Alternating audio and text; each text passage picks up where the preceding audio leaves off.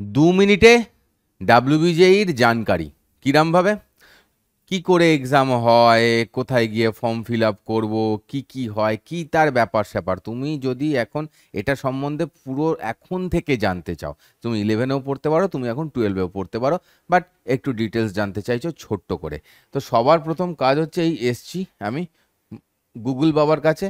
এখানে আমি কি করব, আমি এখানে সার্চ করছি কি না ডাব্লিউবিজেই পাতি সার্চ করে দাও এখানে। ঠিক আছে, আচ্ছা কলেজ গভর্নমেন্ট কি সব সার্চ হয়ে গেল।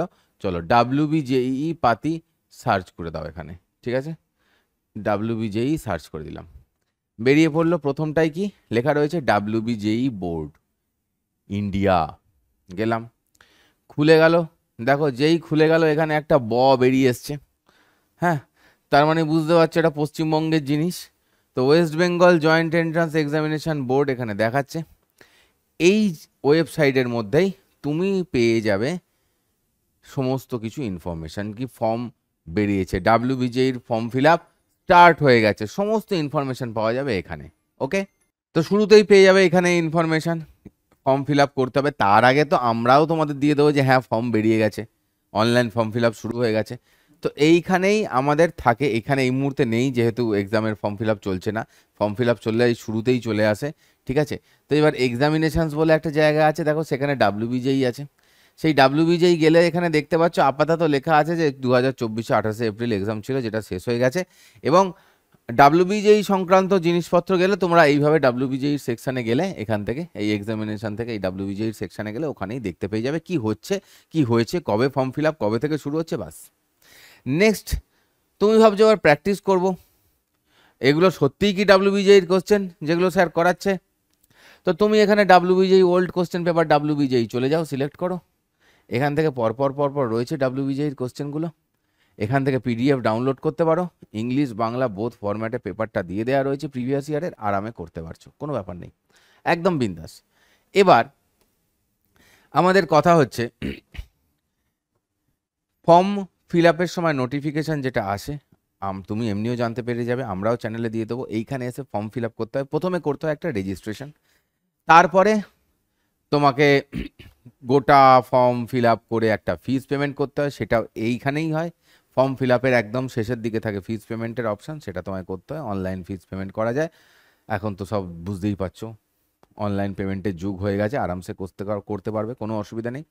পরীক্ষা হয়ে যাওয়ার পর, পরীক্ষা হয়ে যাওয়ার পর যে রেজাল্ট বেরোয় সেটাও এখানে, পরীক্ষার 10 দিন আগে যখন অ্যাডমিট কার্ড আসে সেটাও এখানে, তুমি যে তোমার যে রেজিস্ট্রেশন নাম্বার ছিল সেই রেজিস্ট্রেশন নাম্বার দিয়ে তার পাসওয়ার্ড দিয়ে তুমি পেয়ে যাবে এখান থেকে তোমার অ্যাডমিট কার্ড, এবং সেই অ্যাডমিট কার্ডে থাকবে তোমার রোল নাম্বার, যেটা নিয়ে পরীক্ষা দিতে যেতে হবে, সেই রোল নাম্বার বসিয়ে তুমি পরে নিজের রেজাল্টও চেক করতে পারবে। এর মাঝে থাকে আরও দুটো জিনিস, যেটা হচ্ছে ডোমিসাইলের একটা ব্যাপার থাকে।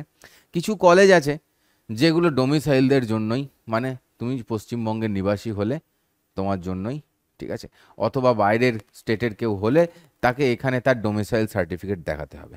তো তুমি এই দেশের নিবাসী হলেই তোমার কাছে সেই সমস্ত কিছু আধার কার্ড, ভোটার কার্ড, এই প্রুফ, তোমার স্কুলের অ্যাড্রেস এগুলো থাকলে তোমার জন্য সেটার প্রয়োজন নেই। নেক্সট প্রয়োজন আছে যেটা ইডাব্লিউএস কোটার জন্য যেটা লাগে, সেটা হচ্ছে, সেটা কিন্তু এত আগে থেকে তৈরি করে রাখলে হবে না, সেটা করে রাখতে হবে তোমাকে কিন্তু নেক্সট ইয়ার, মানে যখন এক্সাম ডেট বা এক্সামের যে রেজাল্ট ডেট, এক্সামের রেজাল্ট ডেট অ্যাকচুয়ালি সেইটার থেকে যেন 3 মাসের পুরনো না হয়, সেটা কোনো এসডিও বা বিডিওকে দিয়ে লিখিয়ে আনতে হয় তোমার সেই ইডাব্লিউএস সার্টিফিকেট, মানে একটা ইনকাম সার্টিফিকেট, যেটার জন্য তুমি কোনো কলেজে যখন ভর্তি হবে, গভর্নমেন্ট কলেজে তো এমনিতেই ফিস লাগছে না, এবং তুমি যখন কোনো কলেজে ভর্তি হবে, যদি সেটা প্রাইভেট কলেজও হয়ে যায়, সেখানে যেটা ফিস থাকে তার থেকে অনেক কম ফিস দিয়ে তুমি সেখানে পড়তে পারো। তো এই ব্যাপারটা জেনে রেখো, সেখানে ইডাব্লিউএস কোটাতে টিক করার জন্য, যখন তোমায় টিক করতে হয়, তুমি ইডাব্লিউএস কোটা তুমি অপ্ট করতে চাও, টিক করলে তার জন্য তোমার কিন্তু লাগবে সেই সার্টিফিকেট। সেইটা কখন লাগবে? টিক করে জাস্ট রেখে দিয়েছো, অ্যাডমিট কার্ড নিয়েছো, পরীক্ষা দিয়ে দিয়েছো, সেই জিনিসটা লাগবে যখন তোমার কাউন্সিলিং শুরু হবে, মানে রেজাল্ট বেরিয়ে গেছে, কলেজে ভর্তি হবে তার আগের মুহূর্তে, সেই কাউন্সিলিংও এই ওয়েবসাইটে থ্রুই হয়। কিন্তু সেই কাউন্সিলিংয়ে যখন তুমি ইডাব্লিউএস কোটাটা অপ্ট করছো, তখন তোমাকে সেই সার্টিফিকেট জমা দিতে হবে, ঠিক আছে? তো এই কটা রইল হচ্ছে গিয়ে আমাদের গল্প, আর বাকি তো পুরোটাই প্রিপারেশন। এগুলো এমন কিছুই গল্প নয়, ফর্ম ফিল আপ করাটা এমন কোনো বড় গল্প নয়। কিভাবে ফর্ম ফিল আপ হয় সে না হয় এবারে আমরা ঠিক করেছি, একটা কারোর ফর্ম ফিল আপ করে আমরা দেখিয়ে দেবো, ঠিক আছে? আরামসে, কোনো ব্যাপার না, তোমরা পুরোটা দেখতে পাবে কিভাবে ফর্ম ফিল আপ হয়, কি হয় না হয় সব পেয়ে যাবে। মেন ব্যাপার কিন্তু প্রিপারেশনে, যদি প্রিপারেশন নিতে হয় 2025-এ ডাব্লিউবিজেইতে ভালো কলেজ ক্র্যাক করতে হয়, প্রিপারেশনটা আজ থেকে শুরু করো। এটা এমন কিছু কঠিন ব্যাপার নয়। অঙ্ক থাকে 100 নম্বরের এক্সাম, ফিজিক্স কেমিস্ট্রি মিলিয়ে থাকে 50 অ্যান্ড 50 100 মার্কসের এক্সাম, এবং এই টোটাল 200 মার্কসের মধ্যে যারা 100 মার্কস পেয়ে যায় না, তারা কিন্তু স্বপ্নের কলেজে বিরাজমান থাকে। এই কথাটি বাস্তব এবং সত্য। এবং শুধু এই 100 মার্কস যদি তুমি অ্যাটলিস্ট তুলে নিতে চাও, তার জন্য তোমার তো সমস্ত কোশ্চেন করার দরকার নেই। সে সমস্ত কোশ্চেন করলে তো তুমি উল্টে আরো নেগেটিভ খেয়ে যাবে 100 মার্কস পাওয়া মানে, তাই না? তুমি যদি টার্গেট রাখতে চাও, তোমার একটা ড্রিম কলেজ চাই, একটা ড্রিম কেরিয়ার চাই, এবং তার শেষে, কলেজের শেষে একটা হাতে চাই সুন্দর প্লেসমেন্ট। তো তার জন্যে নিজের স্বপ্নটাকে সুন্দরভাবে সাজানোর জন্য আজ থেকে প্রিপারেশনটা করতে হবে। এটা মেন পয়েন্ট। এগুলো সবই সেকেন্ডারি, প্রাইমারি এটাই, আজ থেকে প্রিপারেশন করতে হবে। যদি খুব ভালোভাবে প্রিপারেশন করো, নিজে ভুল ত্রুটি সিলি মিস্টেকগুলো বাদ দিয়ে ঠান্ডা মাথায় যদি পেপারটাকে ঠিকভাবে দিয়ে আসতে পারো, তাহলে কিন্তু এই 50% মার্কস তুমি আরামসে তুলে আনতে পারবে। হুড়ুর হুড়ুর করার দরকার নেই। 40টা কোশ্চেন থাকে ফিজিক্সে, 40টা থাকে কেমিস্ট্রিতে, আমাকে 40টাই করতে হবে ভাবার দরকার নেই। যেটুকুন করব ঠিক করব, সেই ভাবনা চিন্তা নিয়ে অবশ্যই প্রিপারেশনটা একটু ভালো দরকার, কারণ পরীক্ষার এক্সামের যে কোশ্চেন স্ট্যান্ডার্ড সেটা বেস স্ট্যান্ডার্ড হয়। তাও আমি বলছি এটা পারা সম্ভব।